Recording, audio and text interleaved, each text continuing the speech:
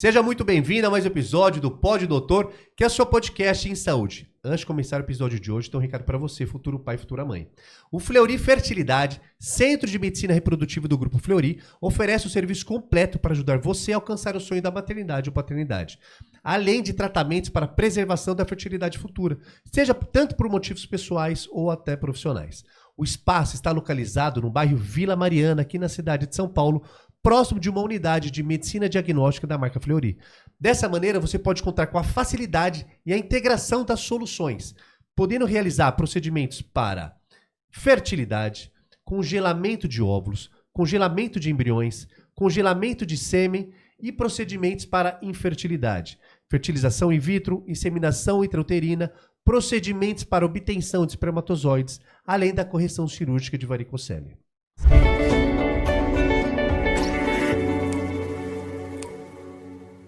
Seja muito bem-vindo a mais um episódio do Pod Doutor, o seu podcast em saúde. E aí, doutor Cid? Fala, Moisés, mais um episódio para você maravilhoso do Pod Doutor, o melhor podcast de saúde do Brasil. Como você já sabe, quem compartilha o Pod Doutor espalha a saúde, afinal, informação é o diamante da prevenção. Você sabe muito bem que a internet, infelizmente, é recheada de fake news, de informações nem sempre checadas, nem sempre reais, principalmente sobre saúde. E o nosso propósito é justamente levar para você informação checada em saúde. Então, ó, já vai se inscrevendo, já vai nos seguindo nas redes sociais para que a gente possa continuar levando informação legal para você em saúde. Como que a gente faz isso? Trazendo aqui no Pod Doutor os melhores profissionais de cada uma das áreas que nos propomos aqui a discutir. Hoje quem aceitou o nosso desafio foi o pessoal do Fleury Fertilidade, o doutor Ricardo, o doutor Alexandre. Muito obrigado por ter aceitado o desafio, é uma honra tê-los aqui. Muito obrigado mais uma vez. Vamos dividir informação. Oi, Moisés, Sidney, obrigado aí pelo convite. Vamos falar de um tema tão importante da reprodução humana, que é a doação de gametas. Oi, Moisés, oi, Sidney, obrigado. Realmente me sinto lisonjeado em participar e conversando sobre um assunto tão polêmico e tão pouco conhecido, né? Acho que a gente vai conseguir esclarecer bastante coisa aqui hoje. Vamos sim, doutor Ricardo, seja muito bem-vindo novamente, doutor Alexandre. A gente vai conversar sobre ovodoação e doação de sêmen e doação de embrião. O que é ovodoação? Legal, esse é um tema dentro da reprodução humana e para a gente falar desse tema, a primeira coisa é entender qual que é o contexto que a gente vai utilizar essa técnica. E para isso vale a pena dividir entre homens e mulheres.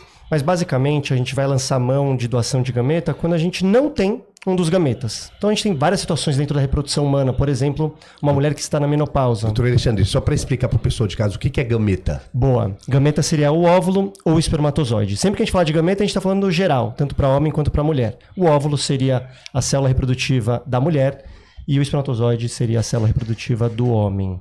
Então a gente tem situações, como eu estava falando, que nós não temos ou óvulo espermatozoide. Por exemplo, uma mulher que está na menopausa, um casal homoafetivo, duas mulheres, nós não temos o espermatozoide. Então, dentro desse contexto, a gente vai lançar a mão da doação. E a doação pode ser de qualquer pessoa? Por exemplo, a gente tem um casal de homens, dois homens, e não vai ter o gameta, o embrião, correto?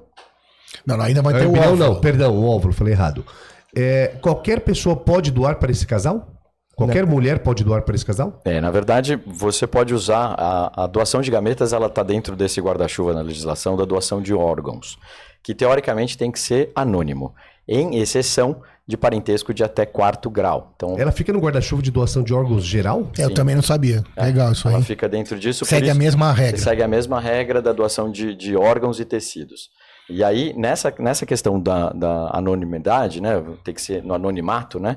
Você pode ter exceção de até o parentesco de 4º grau. Então, até primo, irmão, mãe ou tio podem doar gametas para essa pessoa.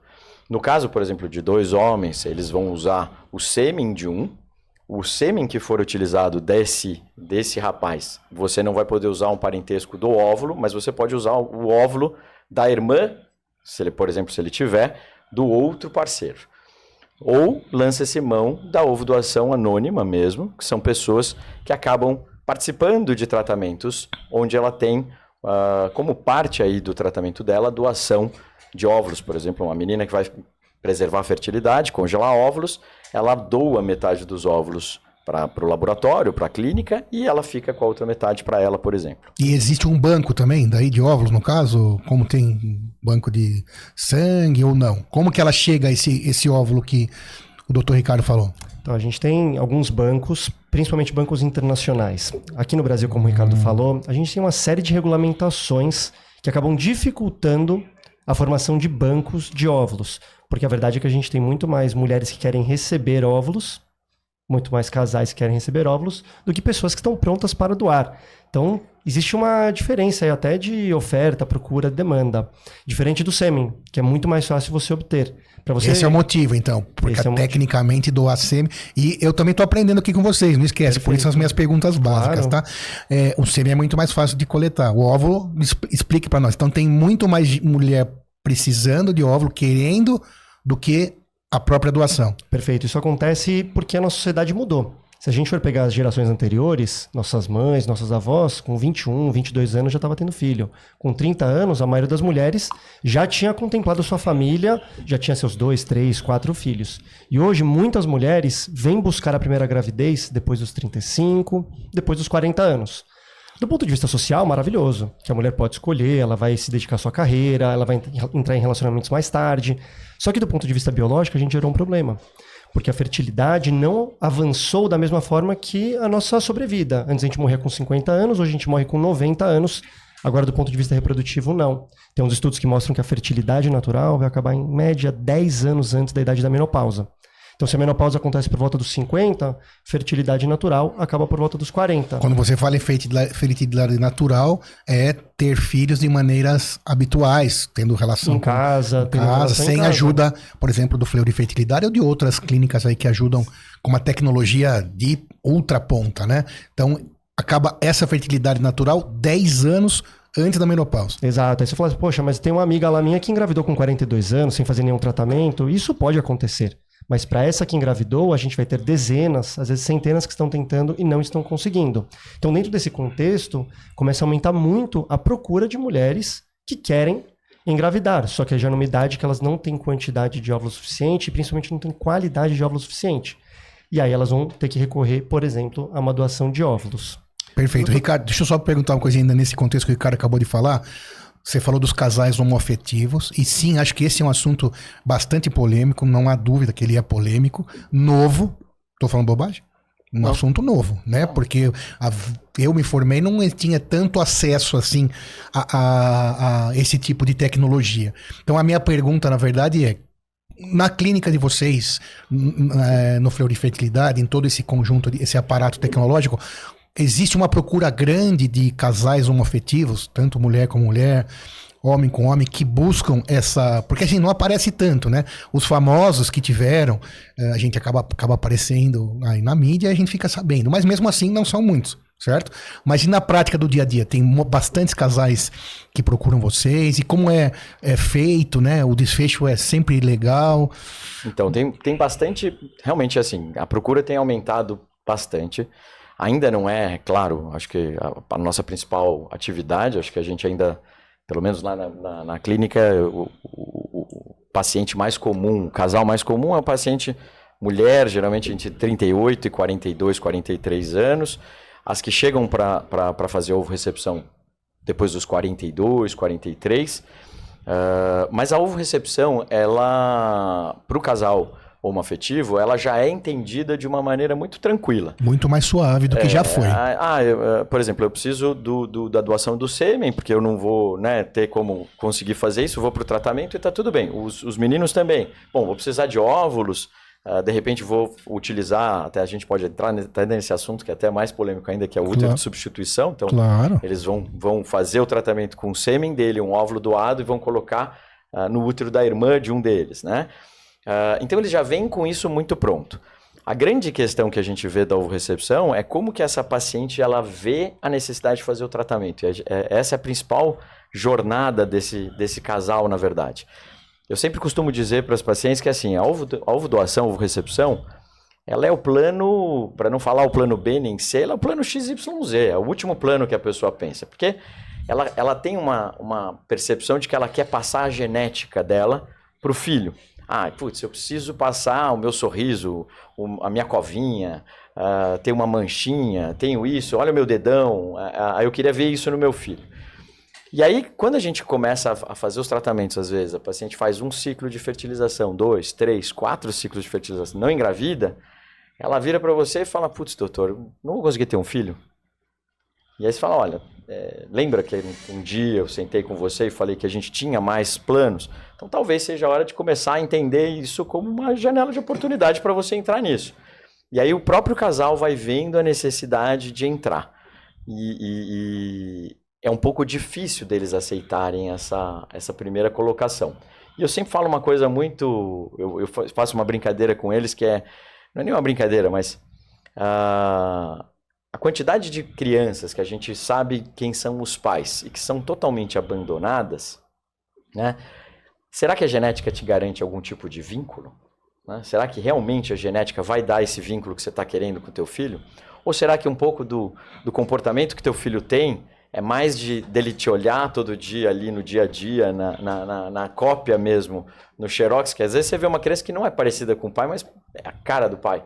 Aí você fala, cara, como é que é isso?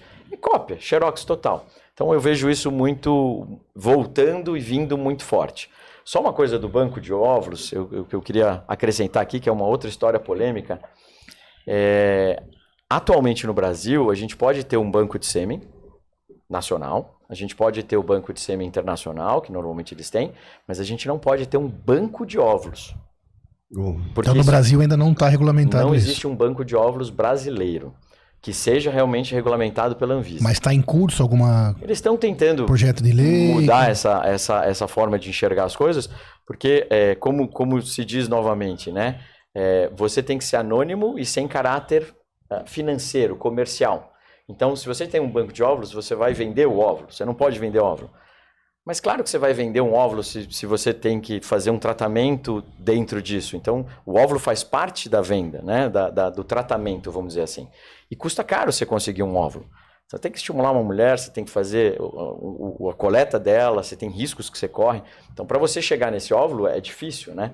E ao mesmo tempo... tem um custo, né? Você... Alguém tem que custear isso. Não é pequeno. Não é pequeno porque a tecnologia é de ponta. E existe uma discussão exatamente da doadora, porque a doadora também não pode receber para isso. Tem países, no Brasil. Exemplo, no Brasil, tem países, por exemplo, como a Espanha, que isso é totalmente difundido. Você vai lá, paga, Portugal também, você paga, sei lá, 1.400, 1.500 euros para a menina, ela doa os óvulos lá 2, 3 vezes, tem um banco nacional de doadores, e aquilo ali você doou 3 vezes, acabou, você não pode doar mais e segue. Tem uma regra. Aqui no Brasil não tem isso. E isso acaba atrapalhando o desenvolvimento. Mas, Alexandre, retomando, né? Eu quero insistir nisso porque, como a gente está envolvido na questão aqui da informação e do podcast, a gente acompanha os comentários. Então, pensando nisso, nesse assunto, né? E é polêmico sim, mas aqui nós estamos falando de medicina e nada mais correto, de tecnologia. O que eu vejo às vezes nos comentários é que o filho desse casal homoafetivo não tem vínculo biológico. Né? Então me explica um pouco sobre isso, entendeu a pergunta? Não, perfeito. É uma pergunta do leigo. Então acho que isso é uma coisa que eu nunca vi ninguém esclarecer de maneira clara.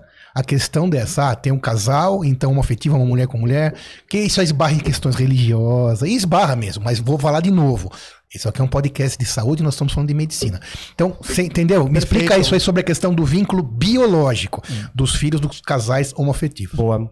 E isso vale também no casal heterossexual que vai fazer uma ovodoação. Perfeito. Então, para quem não entendeu muito o que o Ricardo falou sobre essa questão de você abrir mão do material genético, o que acontece é o seguinte, para a gente ter uma gravidez, independente se é natural, se é num tratamento de reprodução assistida, a gente vai precisar de 3 coisas, mesmo com todos os avanços da medicina. A gente precisa do óvulo, do espermatozoide e do útero, onde aquela gravidez vai se desenvolver. A carga genética do bebê vem do óvulo e vem do espermatozoide. Na natureza, é impossível você desvincular a gravidez do material genético. O que eu quero dizer com isso?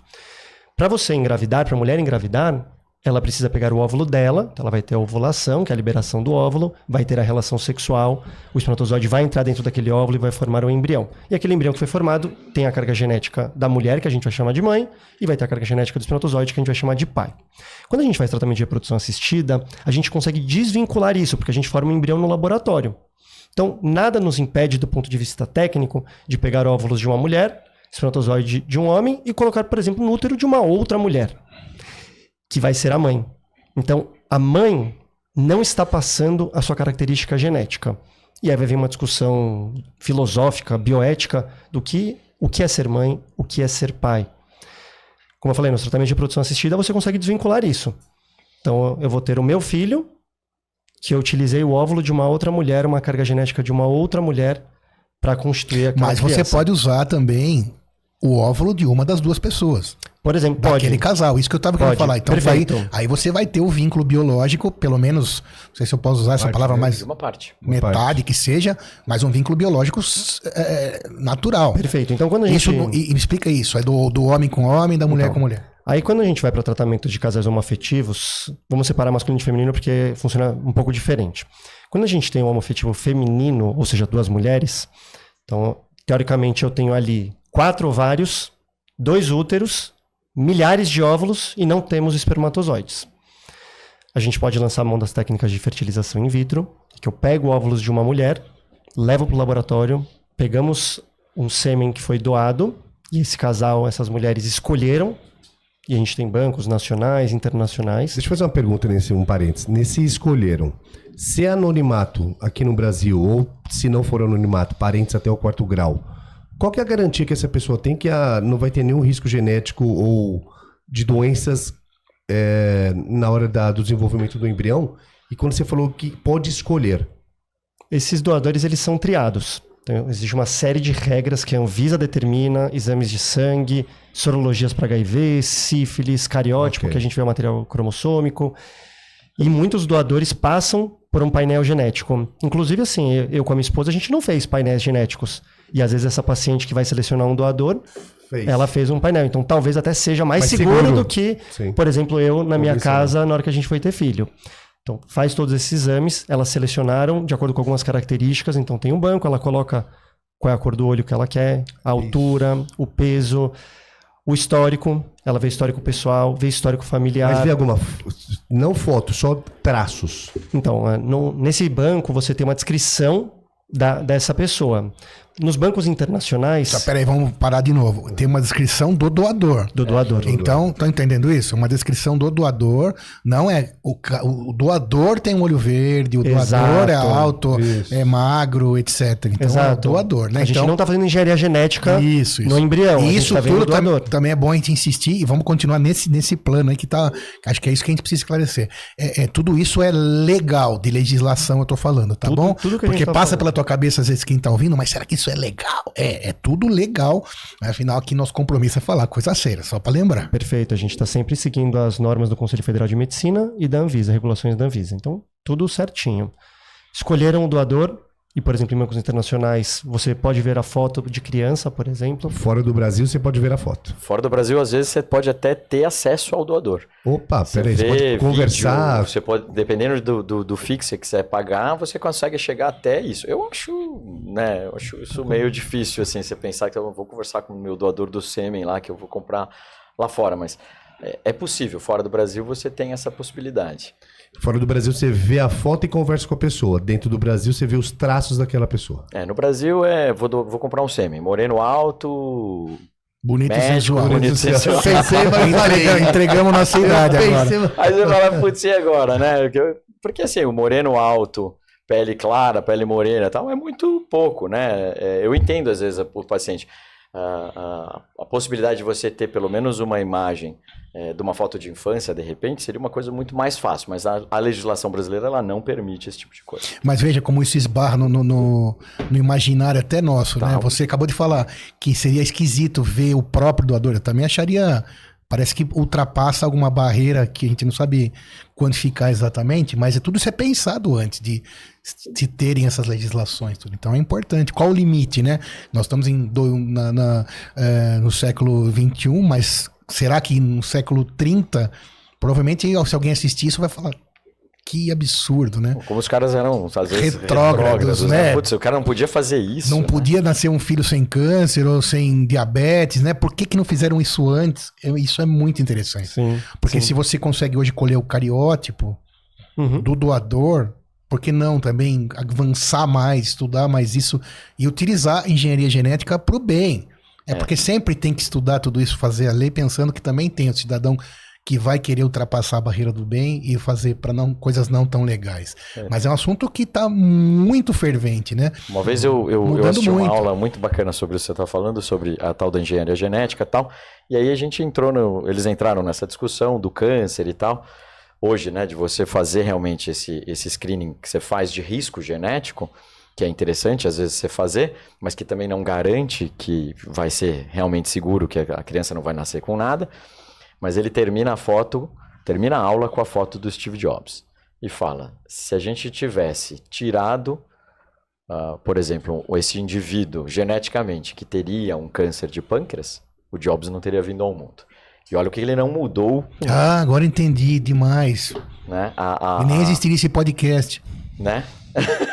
É sério. É uma coisa que você para e pensa e você fala, nossa, peraí, é verdade. É que eu pensei que você ia falar o contrário. Você me pegou aqui de calça curta. Então... Você até pode é mais seguro, o câncer faz parte, mas o câncer muitas vezes tem mais até relação, não só simplesmente com o risco genético, mas com a epigenética, com o que a pessoa vive. E aí, falando de epigenética, a gente entra na ovorecepção, e é um caminho tremendo pra gente, até pra gente convencer muitas vezes um casal. Eu ia entrar nesse assunto, eu ia entrar nesse assunto da epigenética daqui a pouco, mas já que você falou, explica primeiro o que é epigenética, porque é um termo que, mais uma vez, me entregando a minha idade. Aliás, a sua também, porque na nossa época não se falava isso.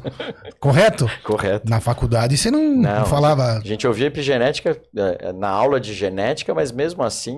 É que eu sou mais velho que você ainda há alguns anos. Uma coisa meio nebulosa. Nebulosa, assim, né? Mas ainda é nebulosa. É. Mas explica pra nós o que é epigenética, porque isso, né, Ricardo Alexandre, entra muito nessa questão aí do casal homoafetivo. Concorda comigo? Com certeza, com certeza. No útero de... Qual o nome correto atual? É útero de doação? Substituição. Útero de substituição. Ou sessão temporária de útero. Útero de substituição. Sessão então, a epigenética... Mas explica em palavras mais simples o que é epigenética, que eu tenho certeza que muito pouca gente sabe o que é epigenética. Então, tenta explicar isso e como ela entra nessas questões aí da reprodução de casais que não são biologicamente 100% relacionados ao filho. Eu costumo dizer que todo o nosso material genético, ele está guardadinho dentro ali dos nossos cromossomos e estão todos ali. A forma como você vive, ela vai trazer alterações na estrutura desses cromossomos que podem facilitar a ativação ou a inativação de alguns genes. Então, quando você começa a ativar genes, e esses genes podem levar a doenças, por exemplo, você tem uma alteração epigenética relacionada a um estilo de vida, por exemplo. Então, a pessoa não dorme bem, não come bem, usa droga, usa muito substâncias tóxicas. Então, ela começa a ter essa alteração da metilação, isso começa a facilitar essa mudança do cromossomo estrutural, não genética, estrutural. Isso começa a facilitar a ativação de alguns genes, que podem levar a doenças ou não. Então, aquelas blue zones, por exemplo, eles estudam muito isso exatamente. Por que esses caras morrem tão tarde? Quais são os hábitos que fazem com que essas alterações cromossômicas não sejam tão importantes? Então, de uma maneira bem geral, a epigenética, na verdade, é como os nossos genes reagem ao nosso meio externo, ao nosso estilo de vida, à nossa alimentação, ao nosso carinho, ao nosso amor. E aí, quando você pega... Ao nosso carinho, ao nosso amor. Essa é a ideia. Acho que isso que é extremamente interessante, né? E isso é real. Parece surreal, mas é real. Mas é real. Você pega uma criança que foi submetida a maltratos, que foi abandonada, que foi destinada para doação. Essa criança tem uma modificação epigenética que é diferente de uma criança que foi amada, desejada, conquistada, planejada. Então, são as grandes diferenças da adoção e da ovorecepção, por exemplo. O primeiro ambiente que essa criança esteve foi o útero. Pega esses dois paralelos. Essa criança que foi abandonada, de repente, foi uma gestação horrível, usuário de droga, não queria aquela criança, não desejou aquilo. E aquela outra pegou um óvulo doado e colocou dentro do útero de uma mulher que está há 10 anos querendo ter um filho, que sonhou com isso, que está feliz da vida, que está fazendo o quarto, tudo arrumadinho, tudo bonitinho. E você põe essas crianças no mundo, né? Então, essa outra criança está super amada, essa outra criança está vivendo uma situação de completamente difícil, às vezes de abuso físico, moral e etc. Isso vai influenciar, não quer dizer que vai dar problema ou não, mas isso vai influenciar na resposta genética que essa criança vai ter. Favorece sim o aparecimento de algumas doenças? Eu assim, posso me arriscar a te dizer que sim. Eu me arriscaria a dizer que sim, se você trabalha também. com um paciente oncológico, você... pelo menos eu trabalho com algumas que com câncer de mama, a gente faz muito a preservação de fertilidade com câncer de mama, mas na hora que você começa a conversar com essas pessoas, é muito comum elas terem vivenciado algum momento da vida delas que foi tão duro, tão difícil, que trouxe um sentimento tão ruim e que depois disso aconteceu o aparecimento do câncer e tal. Tem até a genética, tá lá, tá guardado, mas por que apareceu às vezes muito depois de um evento tão traumático? Porque se expressou. Porque se expressou. Justamente Mas pelo ambiente. Pelo ambiente. Mas ao mesmo tempo que não é só que se expressou, né? Que modificou mesmo. Como você deu gatilho, né? Modificou mesmo. Tem um trabalho falando de uma proteína X relacionada à drogadição. Então, se você produz e você expressa essa proteína, e aí quando a gente lembra lá o material genético, DNA, RNA, que formam uma proteína, né? O pessoal lembra da escola, isso é proteína, o que é isso, né? Então é isso, é uma expressão genética, é uma proteína. Então, descobriram essa proteína e entenderam que essa proteína estava relacionada à drogadição. Então, pessoas que produziam essa proteína tinham mais risco de serem dependentes químicos mais severos. E tudo bem, entenderam aquilo ali. E aí depois, acompanhando crianças que foram submetidas a abusos, algumas dessas crianças apresentaram a produção dessa proteína. E aí eles começaram a acompanhar. E essas mesmas crianças começaram a ter problemas de drogadição no futuro. Então, quando você começa a entender que às vezes o problema, por exemplo, com a droga pode ser uma coisa genética, é diferente de você entender que é só o cara tá usando droga porque é malandro, tá usando droga porque é alguma coisa ruim. Não. Um chamado genético para que você vá procurar uma coisa diferente. É muito forte, né? E aí você entende não como uma doença, mas você entende como uma ativação genética. É completamente diferente de você entender o cara como, ele é sei lá... É um doente, discrimina, preconceito. Para ser preconceituoso com ele, discriminar ele por alguma outra situação. É como você falou, é malandro, mau exatamente. Mas indo pro outro lado também, né, gente? Vamos falar da parte boa da epigenética. Parte boa, agora a parte boa. Fala isso, então, eu não vou nem falar. Vamos trazer a parte boa da epigenética. E por que isso faz parte da nossa conversa dentro da ovodoação? Como eu falei, o material genético vem do óvulo. E aí vamos pegar aqui um casal, por exemplo, um casal heterossexual, que a mulher está na menopausa, uma menopausa precoce, e ela precisa de óvulos doados. A gente tem esse apego com a parte genética. Isso faz parte um pouco da nossa cultura, enfim. Agora, por que é tão importante? A gente pode estudar até do ponto de vista filosófico, história da medicina, e a gente vai entender as raízes. Mas o fato é que existe esse apego. E se você tem uma mulher que está engravidando e não tem o seu material genético sendo passado, isso acaba gerando algumas questões para ela. E a gente traz epigenética nesse sentido. A epigenética eu gosto de explicar para os pacientes da seguinte forma. Você pega uma frase, eu posso ler exatamente a mesma frase com uma entonação feliz e uma entonação triste, e as palavras são exatamente as mesmas. A gente não muda o DNA em si. A sequência de bases não vai mudar. A mulher que vai gestar, ela não muda isso, mas a gente pode interpretar aquele DNA de uma forma, vamos colocar, mais positiva ou mais negativa. E a epigenética dentro desse contexto faz muito sentido para a mulher que vai receber um óvulo doado. Ela não vai mudar o DNA daquele filho, mas ela de certa forma interpreta aquele DNA. Por isso que a gente tem tanta preocupação durante um pré-natal, do ponto de vista físico, alimentação, ganho de peso, parte psicológica, tudo isso parece influenciar. Tem estudos que mostram que mulheres em época de guerra, privação de alimento, privação de sono, estresse absurdo, os filhos dela na idade adulta, mesmo que cresça num ambiente bom, comendo bem, favorável, tem mais risco de algumas doenças, como hipertensão e diabetes. E parece que até os netos dessa mulher também sofrem impacto. Isso não mudou o DNA, a guerra não mudou o DNA dela, não mudou o DNA do filho. Mas trouxe consequências, por exemplo, negativas, e isso também vai valer para o bem. Então, para essas nossas pacientes que estão engravidando, estão abrindo mão do seu material genético para conseguir ter uma gestação, a epigenética traz um certo conforto. É importante falar que não vai mudar o DNA, não é que a criança vai ficar com a carinha dela, porque ela gestou. Mas existe sim uma influência aí nessa parte Ou genética. seja, acaba criando um laço não genético, mas um laço epigenético. Perfeito. Que é uma situação extremamente importante e bem-vinda. Afinal, tem tudo esse preconceito que foi aí quando começou a nossa esse assunto desse momento, lá naquela primeira pergunta nossa. Então, o casal que trouxe para a família, mesmo que tenha gestado em outro útero, mas a epigenética vai mudar sim o destino daquela vida, biologicamente. E acho que, como eu falei também, daqui uns anos, sei lá quantos, vamos falar de maneira técnica, né? Não sei se vocês entenderam o que eu disse. Vai estar explicando tecnicamente que sim, mudou o DNA. Por que não? Perfeito. No A passado... gente fala que não mudou agora. Mas pensa, antes de ter antibiótico, falando que a sífilis vai matar alguém. É a mesma Exato. coisa. Então a gente, talvez essa influência, e pra mim é muito óbvio isso, né? Porque é uma questão de energia, provavelmente influencia diretamente sim. É só você ver filhos de famílias saudáveis, filhos de famílias que têm conflitos, é completamente diferente.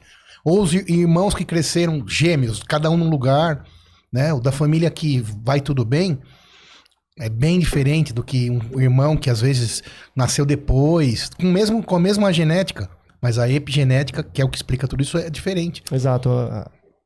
Tinha uma frase de um professor que ele falava que a medicina é a ciência das verdades transitórias. Total, essa é demais. A gente tem uma verdade hoje, depois a gente percebe que não é. Durante muito tempo, que a teoria do homúnculo se imaginou que dentro do espermatozoide existia uma mini pessoinha. Isso não é verdade, tá? Não é isso, só pra explicar. Mas se imaginava que era isso. Então tinha uma mini pessoinha ali dentro do espermatozoide que na hora que o homem tinha relação, ele depositava, seria aquela ideia da semente, né? Que o homem está depositando uma semente e a mulher simplesmente seria o receptáculo. Germinava. Ela simplesmente vai germinar, é uma boa analogia, aquela criança. E aí você vai ter a nova fecundação, a nova passagem. E aí isso ajudou a explicar porque, por exemplo, um avô às vezes parecia com o filho e não parecia com o pai. Não se tinha um conceito de genética. Falou, não, mas aquela mini pessoinha já estava lá. E isso ia voltando até o passado. Na teoria religiosa, Adão teria toda a humanidade dentro do espermatozoide dele, porque tinha uma mini pessoinha, o espermatozoide tinha uma outra mini pessoinha, e isso ia avançando, então, como toda a humanidade estivesse dentro do espermatozoide do Adão. A gente sabe hoje com os conceitos de genética que não é isso, a mulher não é simplesmente um receptáculo, ela contribui com 50% do material genético, né? O óvulo está trazendo. Então, a ciência realmente muda, nosso entendimento muda, e até os nossos valores. A medicina reprodutiva traz essa mudança na configuração de família. Muito. Antes, família era um homem, tinha uma relação com uma mulher e tinha um filho. Isso era a família. Mas agora a medicina reprodutiva traz outras possibilidades. Por exemplo, uma mulher vai ter uma maternidade solo. Ela não é uma família? Ela está pegando um doador, aquele doador faz parte daquela família? Não. Boa, boa. Uma pergunta que me surgiu aqui. Nós falamos então dos casais tradicionais, que é o maior público, eu entendo, que procura aí o Fleury Fertilidade, o consultório de vocês, que é o casal que passou para a menopausa, guardou o óvulo lá na idade adequada, até os 35 anos, foi lá fazer uma produção afetiva, ou homoafetiva, homem com homem, mulher com mulher. O Alexandre falou da produção solo. Da produção solo. Não falamos sobre isso ainda, aliás, não falamos nunca sobre isso no podcast. Fala sobre isso, Ricardo. Isso é bastante interessante. Eu tenho uma história engraçada, eu falo para ela sempre, a minha paciente. Ela chegou para mim e ela falou assim para mim, doutor, eu quero ter um filho. Eu já conhecia. Eu falei, tá, mas você conhece alguém? Como é que tá? Não, quero fazer produção independente. Eu falei, tá bom, 39 anos. Aí bateu um estalo, aí ela falou, mas o senhor lembra, né? Eu nunca tive relação sexual. Aí eu falei, né? 39, vamos que vamos. Mas quer fazer? Fizemos o tratamento. Ela tinha baixa reserva também ovariana. Conseguimos um embrião e ela conseguiu engravidar. E esse um embrião, ele conseguiu se duplicar e ainda virou gêmeos. Então, hoje esse exemplo sempre da gestação solo, né? Uma brincadeira dessa a gente fala que ela foi lá virgem, sem um relacionamento, né? Sem um parceiro, seja de qualquer tipo de relacionamento que a pessoa queira ter, e consegue ter esse bebê e evoluir uma gestação e ter esse tão sonhado sonho em casa. E hoje ela está lá feliz da vida com 2 meninos super bonitos. Hoje a gente vê bastante essa procura. Então, nesse caso, ela colheu... colheu o óvulo dela mesmo, né? O óvulo dela com colheu o óvulo dela com o sêmen do banco. E aí fez a fertilização E dá até para fazer inseminação em vários casos, depende de cada um, né? Eu tenho uma amiga uma vez que me procurou também, que foi feito inseminação e tudo certo. E Só para explicar, inseminação é pegar o sêmen e colocar o sêmen direto dentro do útero. Sem ter uma relação. Sem ter uma relação sexual. E sem você usar aquele sêmen para fertilizar o óvulo. Né? Então quando você fertiliza fora do corpo. E a inseminação dentro do corpo já da mulher. É um método de baixa complexidade. Aí mesma coisa então nessa gestação solo, né, nessa produção independente, é como uma menina que teve uma produção independente com um namorado... Quer dizer, daí não é namorado, mas... Isso é mais frequente, eu vejo, com as meninas, né? Eu nunca tive nenhum rapaz que me procurou para fazer uma produção independente.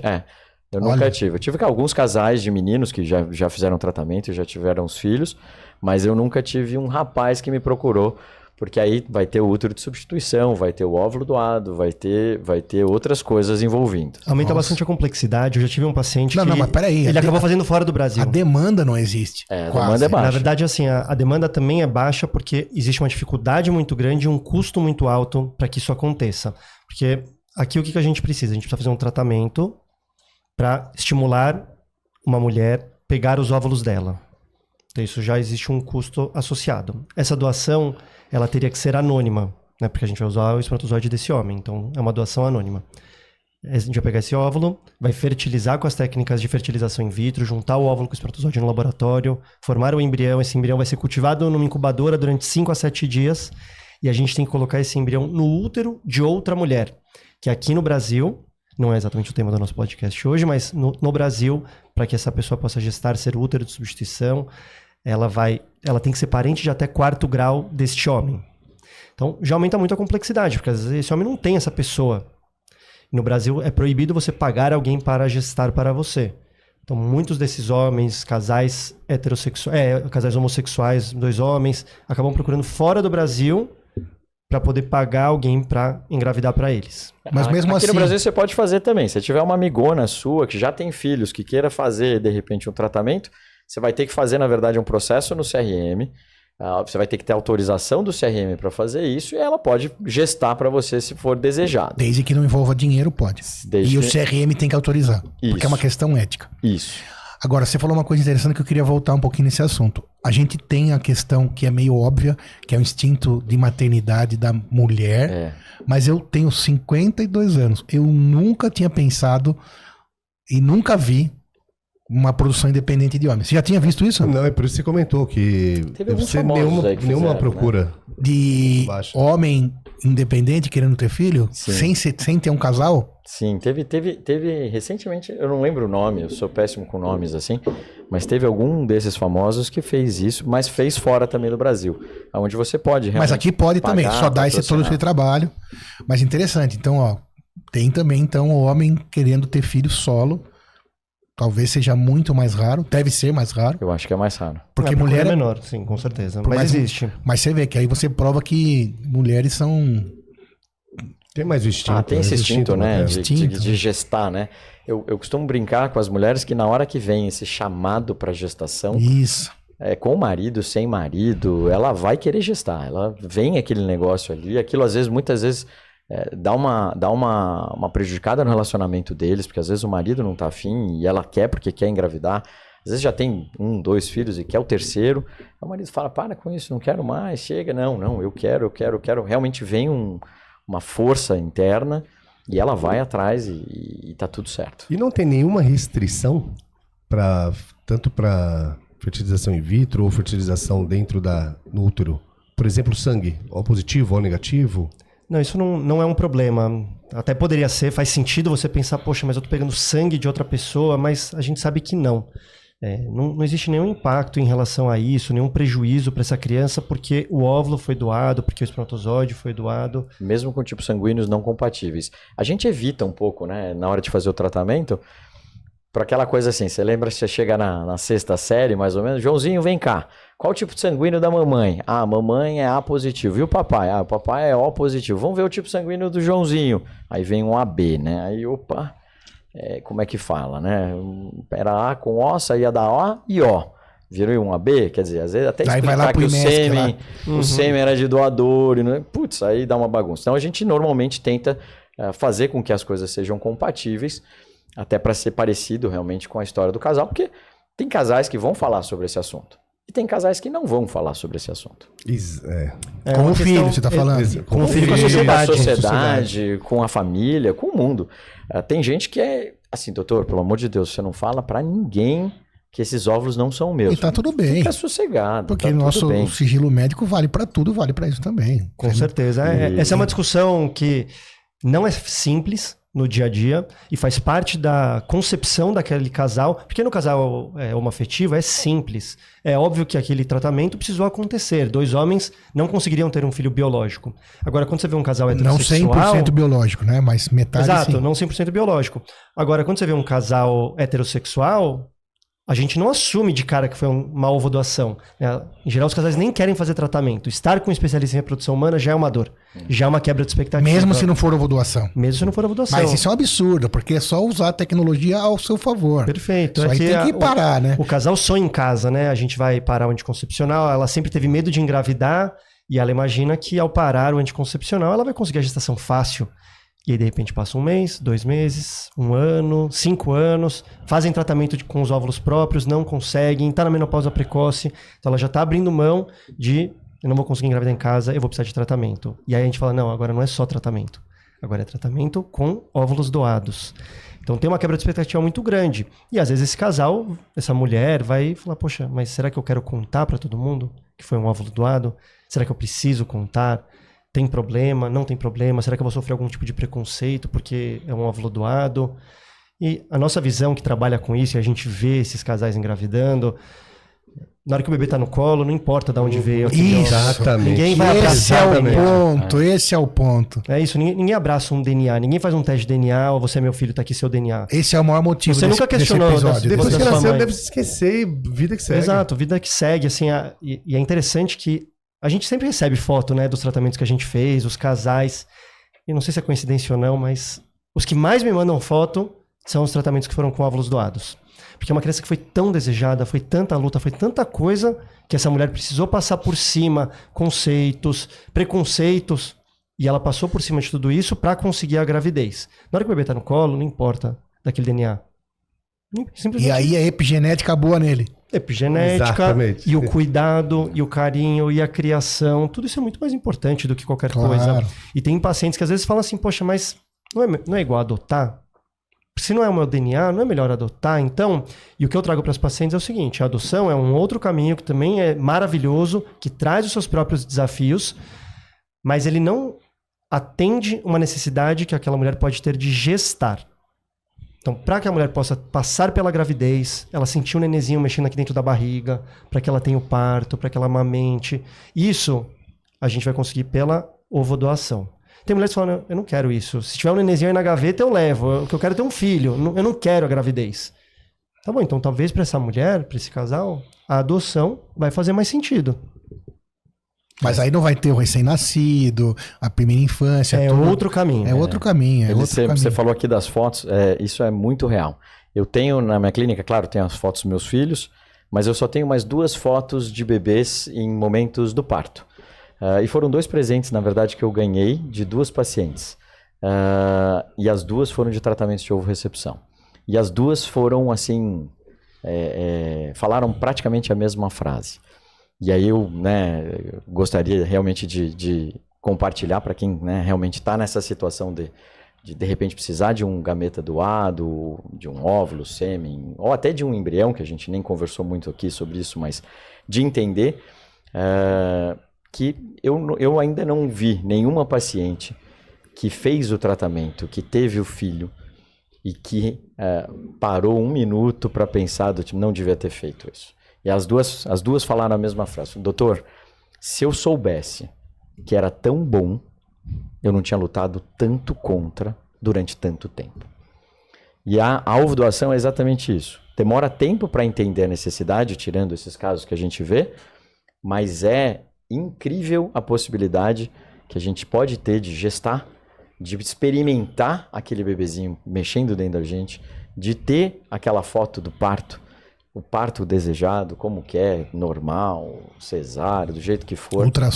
Ultrassom, aquela fotinho do 3D, aquela coisa. Isso daí é realmente uma coisa que traz muito mais vínculo do que a genética que a gente fala, a experiência realmente da maternidade, que é incrível. Eu, como homem, nunca vou poder viver isso. Quer dizer, a gente não pode falar nunca, né? Porque vai que os caras inventam um negócio aí. Mas é incrível, né? A maternidade é um assunto maravilhoso. E é realmente isso, né? Entender que a ovodoação é uma possibilidade existente.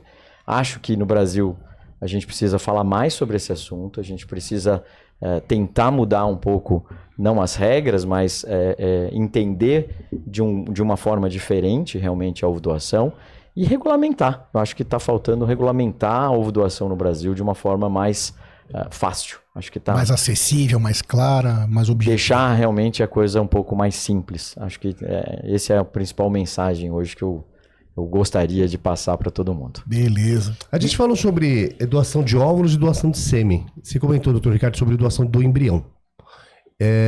Seria o homem doar o seu sêmen, a mulher o seu óvulo e colocar... Como que seria? Não, você já pega o embrião pronto. Você já usa o embrião pronto. Então, teoricamente, hoje, você não poderia pegar um sêmen doado, um óvulo doado, fazer um embrião e disponibilizar esse embrião para os casais. Seria fácil até. Você facilitaria, por exemplo, aquela mulher na menopausa com problema masculino severo.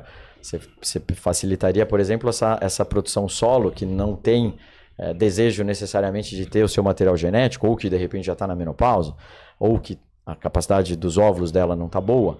Mas aí você pega embriões prontos que foram destinados para a doação de casais que já fizeram tratamento e que ou engravidaram, ou desistiram, ou separaram, e doaram esses embriões para que outros casais pudessem ser usados para fins terapêuticos. O embrião pode ficar congelado ou não pode? Pode, o embrião fica congelado geralmente. Nos tratamentos de fertilização in vitro, os embriões excedentes eles são congelados. Durante anos. E aí, esse até é um problema, até um motivo até para falar mais depois outra vez.